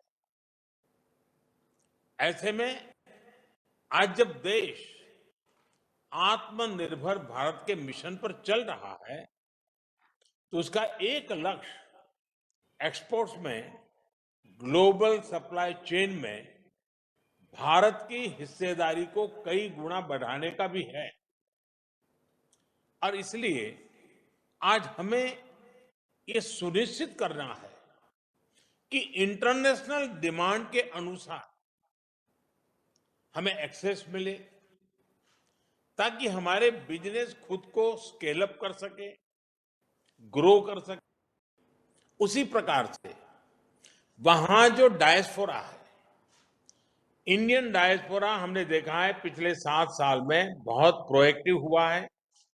एक प्रकार से कंधे से कंधा मिलाकर के काम करने में आप लोगों के प्रयत्न से जुड़ा। हम राज्यवार, हम डायस्पोरा के कुछ गुट बनाएं और इस आजादी के 75 साल के वर्ष में उनके रिस्पेक्टिव राज्य के साथ इसी एक विषय को लेकर के, एक्सपोर्ट के विषय को लेकर के वर्चुअल समिट कर सकते हैं। जैसे मान लीजिए बिहार सरकार ऑर्गेनाइज करे, भारत सरकार भी हो, बिहार से जो चीजें एक्सपोर्ट होती है उसके सारे एक्सपोर्टर्स हो और उस देश में रहने वाले बिहार का जो डायस्पोरा है वो उसके साथ जुड़े और बिहार की वो कौन सी चीजें हैं जो उस रिस्पेक्टिव कंट्री में पहुंचनी चाहिए। मैं समझता हूं डायस्पोरा इमोशनली अटैच होगा, वो इसमें मार्केटिंग में, ब्रांडिंग में बड़ी मदद कर सकता है और हमारी चीजें बड़ी तेजी से फैल सकती हैं। उसी प्रकार से क्या राज्य सरकारें वे भी ये तय कर सकती हैं कि हम हमारे राज्य की 5 या 10 ऐसी टॉप प्रायोरिटी की चीजें तय करेंगे जो हमें एक्सपोर्ट करना है और दुनिया के कम से कम 75 देशों में मेरे राज्य से कुछ न कुछ जाना चाहिए। ये राज्यों के अंदर लक्ष्य बन सकता है।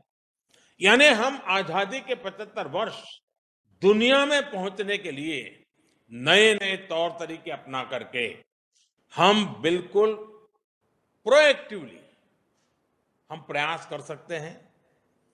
हमारी कई प्रोडक्ट ऐसी होगी दुनिया को पता तक नहीं होगा। अब जैसे हमारा एलईडी बल्ब, भारत में इतना सस्ता एलईडी बल्ब बनाया, दुनिया ग्लोबल वार्मिंग की चिंता कर रही है, एनर्जी सेविंग की चर्चा कर रही है। इस विषय को ही लेकर के हम दुनिया में एलईडी बल्ब पहुंचाएं, सस्ते में पहुंचाएं। हम ग्लोबल वार्मिंग की में से दुनिया की मानवता का एक काम भी करेंगे और भारत को बहुत बड़ा मार्केट भी मिलेगा। ऐसी कई चीजें हैं, मैंने ऐसे उदाहरण पे नाम कहा है, हम बहुत सी चीजों को कर सकते हैं। अभी हमारा लगभग आधा एक्सपोर्ट सिर्फ 4 बड़े डेस्टिनेशन के लिए होता है। इसी प्रकार हमारा लगभग 60% export engineering goods, James and jewellery, petroleum and chemical products और फार्मास्यूटिकल से जुड़ा हुआ है। मैं समझता हूं कि इतने बड़े विशाल देश, इतनी विविधता भरा देश, इतनी बड़ी यूनिक प्रोडक्ट वाला देश, वे दुनिया में अगर न पहुंचे तो हमें आत्मचिंतन करना है, हमें जो कमियां हैं उसको दूर करना है और मिल बैठ करके रास्ते खोजने ही हैं। इस स्थिति को हमें मिलकर बदलना है। हमें नए डेस्टिनेशन भी खोजने हैं और अपने नए प्रोडक्ट्स भी दुनिया तक पहुंचाने हैं। माइनिंग, कोल, डिफेंस, रेलवे जैसे सेक्टर्स को खोलने से हमारे एंटरप्रेन्योर्स को एक्सपोर्ट बढ़ाने के लिए भी नए अवसर मिल रहे हैं। क्या इन नए सेक्टर्स के लिए हम फ्यूचरिस्टिक स्ट्रेटेजीज तैयार कर सकते हैं?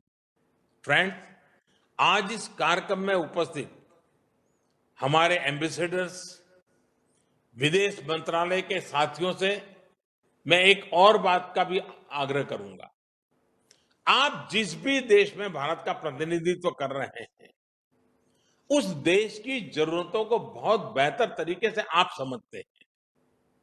उस देश में किस चीज की डिमांड है, भारत के कौन से क्षेत्र से वो डिमांड पूरी हो सकती है, इसका बेहतर अभ्यास भी आप लोगों को होता ही है और पिछले 7 साल में हमने एक नया प्रयोग किया कि जब मिशन के लोग भारत में आते हैं तो उनको राज्यों में भेजते हैं, राज्य सरकारों के साथ उनके 2-2, 3-3 दिन की बातचीत करवाते हैं, ताकि उस राज्य को उस देश में कुछ अपनी बातें ले जानी है तो सुविधा हो। ये काम ऑलरेडी चल रहा है। ऐसे में भारत के एक्सपोर्ट के लिए, यहाँ कॉमर्स इंडस्ट्री के लिए आप सभी एक बहुत मजबूत ब्रिज की तरह भी हैं।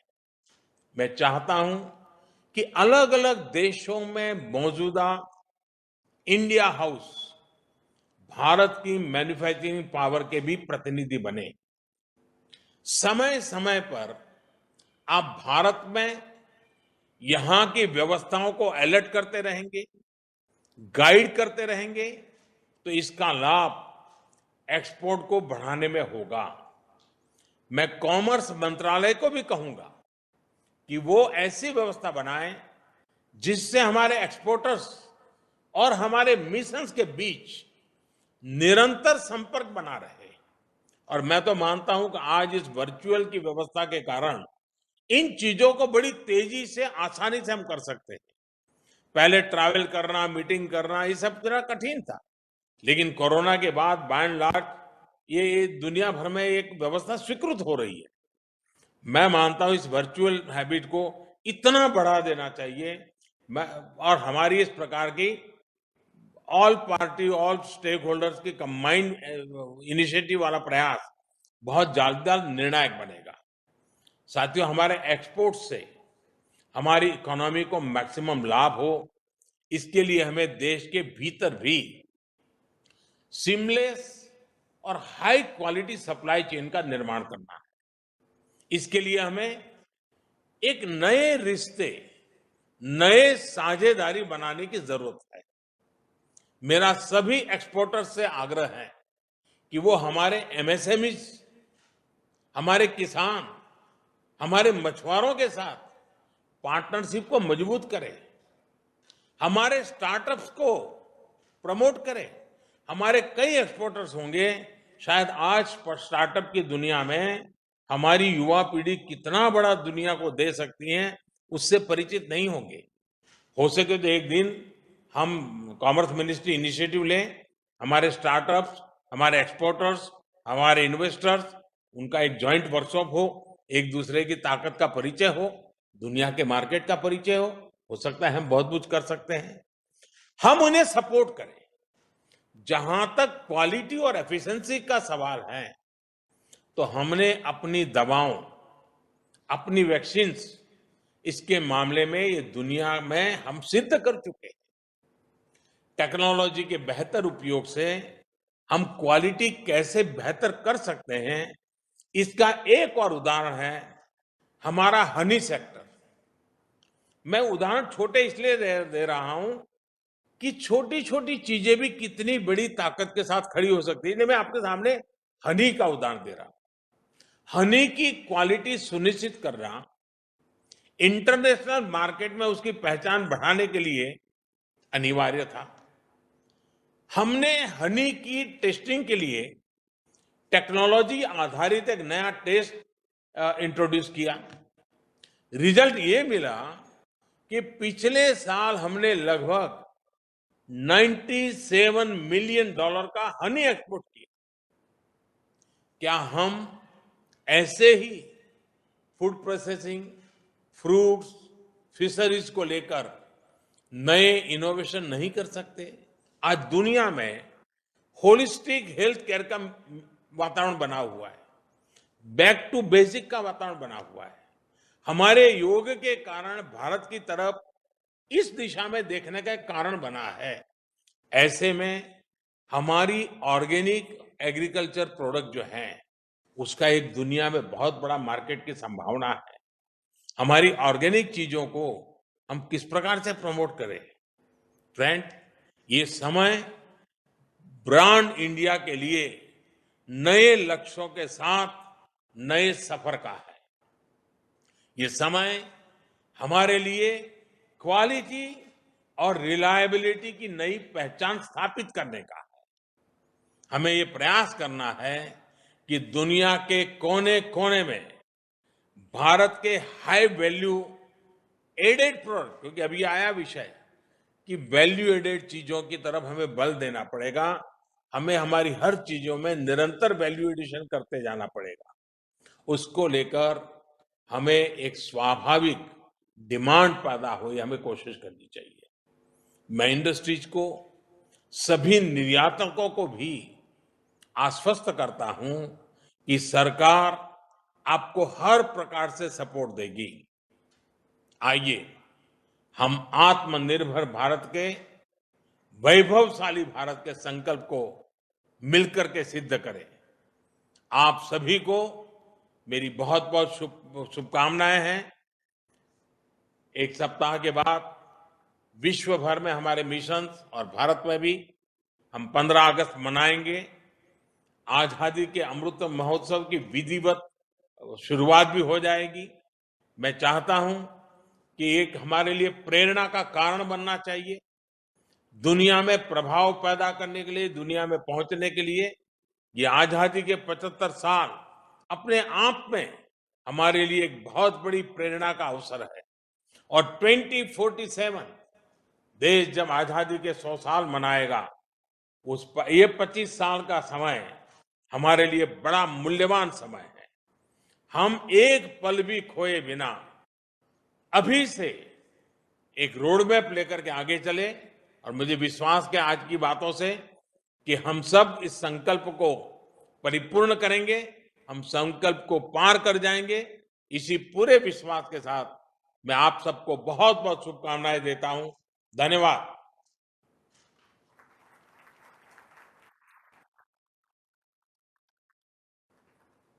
अब मैं विदेश सचिव श्री हर्षवर्धन श्रृंगला जी से अनुरोध करता हूं कि वे कंक्लूडिंग रिमार्क्स दें।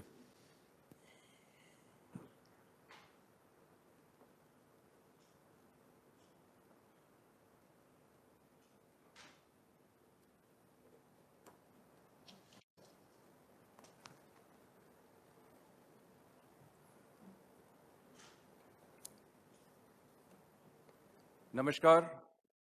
सर्वप्रथम मैं आदरणीय प्रधानमंत्री जी को बहुत बहुत अभिनंदन और धन्यवाद करता हूं, जिन्होंने इन संबोधन के लिए अपना कीमती समय निकाला। प्रधानमंत्री जी के विस्तृत दृष्टिकोण से निश्चित रूप से हमारे सभी मिशंस और पोस्ट को प्रेरणा और मार्गदर्शन प्राप्त हुआ है। $400 बिलियन एक्सपोर्ट का ये लक्ष्य प्रधानमंत्री जी के आत्मनिर्भर भारत अभियान को सफल बनाने में कारगर होगा। मैं विदेश मंत्री जी और वाणिज्य और उद्योग मंत्री जी को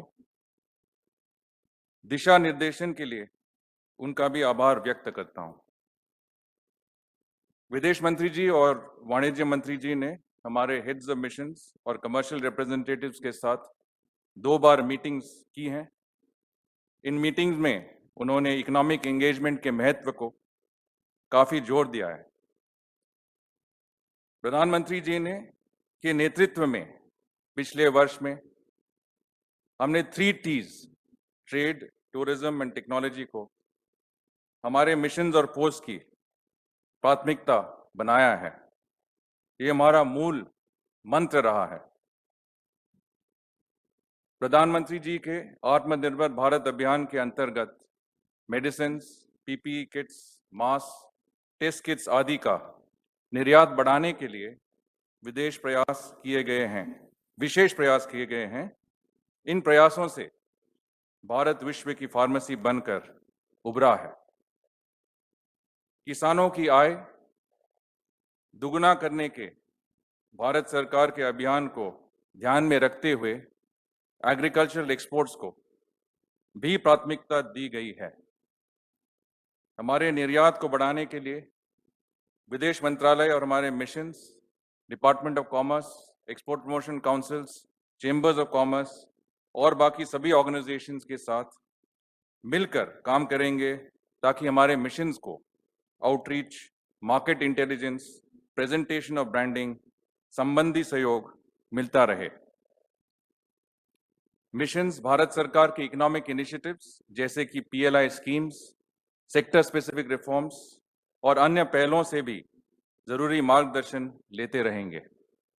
सर, राष्ट्रीय प्राथमिकताओं में योगदान करने का अवसर मिलना हमारे एम्बेसडर्स और हाई कमिश्नर्स के लिए सम्मान और गर्व का विषय है। मैं आपको आश्वासन देना चाहता हूं कि लोकल गोज ग्लोबल के लक्ष्य के लिए विदेश मंत्रालय और हमारे मिशंस और पोस्ट हर संभव प्रयास करेंगे। बहुत बहुत धन्यवाद। नमस्कार।